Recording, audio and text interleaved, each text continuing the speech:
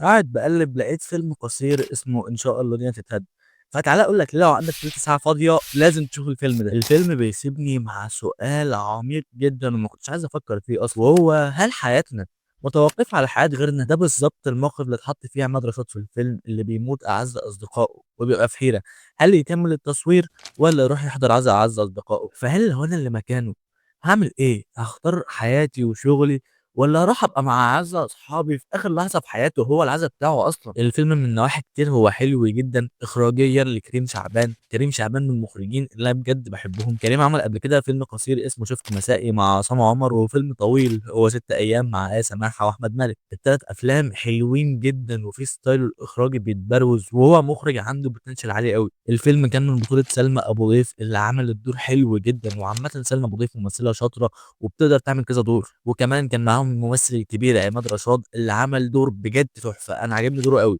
الفيلم مكتوب حلو جدًا، ونهايته بتبين لك قد إيه إن البشر ممكن يعملوا أي حاجة، إحنا مكانين، إحنا عالم يعني كده فاهم؟ أنا تقييم الفيلم إن شاء الله الدنيا تتهد هو 10/10 تقييمي ليه كفيلم قصير يعني عشان ما شفتش أفلام قصيرة كتير، فلو أنت شُفت الفيلم ده اكتب لي رأيك تحت في الكومنتات واعمل لي لايك وfollow وshare وبس كده.